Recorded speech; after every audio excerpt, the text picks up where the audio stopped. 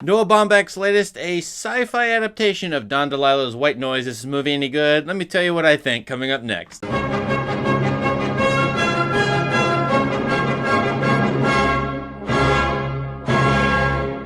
Noah Baumbach's director I really like. Marriage Story, Squid and the Whale, which I've covered on my channel. Check out that video. His White Noise comes at the end of 2022, or about two and a half years from COVID. Of course, anybody watching this movie probably these days is going to think of COVID because there's a family in the movie, there's a environmental disaster, and they deal with the consequences of that. But that, of course, was a super reductive summary. This is based on the famous, very well-respected literary novel White Noise by Don DeLillo, also a famous, respected writer.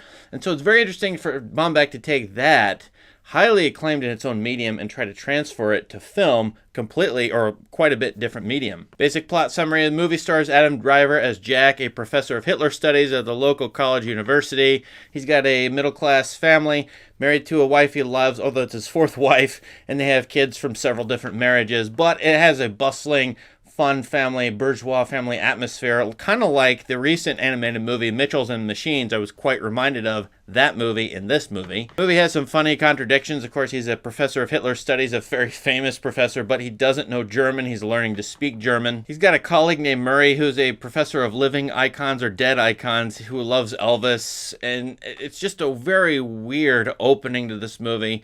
It's hard for me to tell exactly what this movie is making fun of and what it loves. Anyway, there's an environmental disaster that takes place about 30-40 minutes into the movie. A train crashes carrying toxic substances. A toxic cloud goes all over the local area. All the locals, it looks like a big city as it turns out, has to flee. They flee to a Red Cross camp. And then, well, things happen. I won't tell you too much more than that, but there is a fallout and aftermath to the environmental disaster. The family does go back home and does reestablish their lives, but in the middle of the movie there's an apocalyptic scenario, science fiction scenario, in which their lives are interrupted and perhaps changed forever. Now the movie is definitely about partly consumer culture in America. This is set in the 1980s, of course, and the fear of death and dying that is sort of masked or hidden, I suppose, by consumer culture. At least that's one tiny aspect of this movie. And the two main characters, Jack and Babette, his wife, have a fear of dying, and there's pharmaceuticals involved which they can take in order to stave off that fear. And yet, in spite of some pretty serious themes, such as psychopharmaceuticals,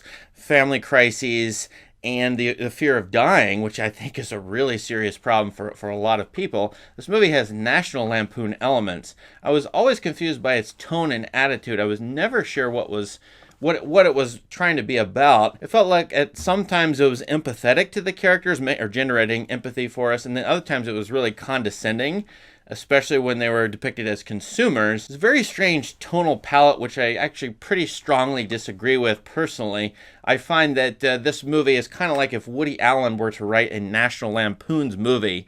There is a shot, actually a sequence of shots in the middle of this movie, in which a station wagon takes off and does one of those jumps you will see in a Dukes of Hazzard or a National Lampoon movie. It's really corny and cheesy. Of course, the main character is bumbly and he's a doofus, even though he's an esteemed college professor giving a great speech on Hitler.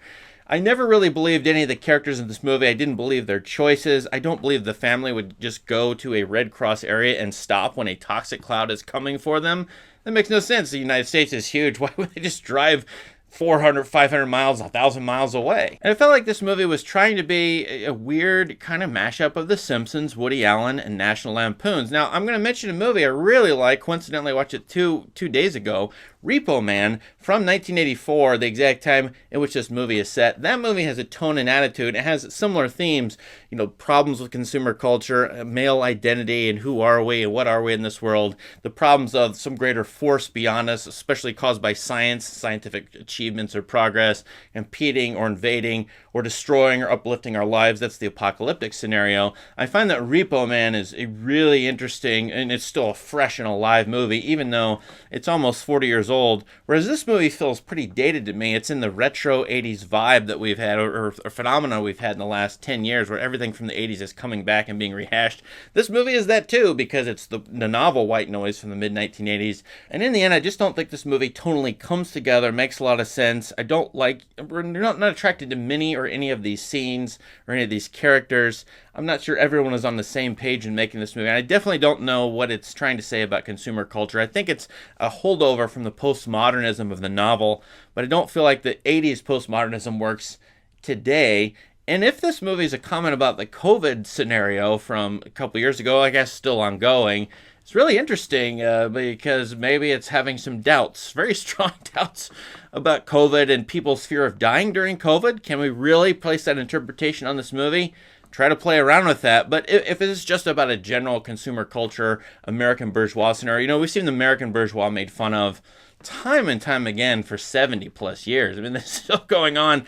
Another one of these movies about that. I feel like there are better movies, at least, or better works of art like Repo Man, which I would rather enjoy and study and get a lot more out of than this movie. So all in all, I'll steer you to Noah Baumbach's other movies. Watch The Squid and the Whale. It's great movie. I like his movie Marriage Story, which this movie is probably riffing on, but the Spielbergian National Lampoon stuff in this movie didn't work for me. What do you think of White Noise? Let us know in the comments, and please subscribe to this channel for more outstanding content. Have a great day.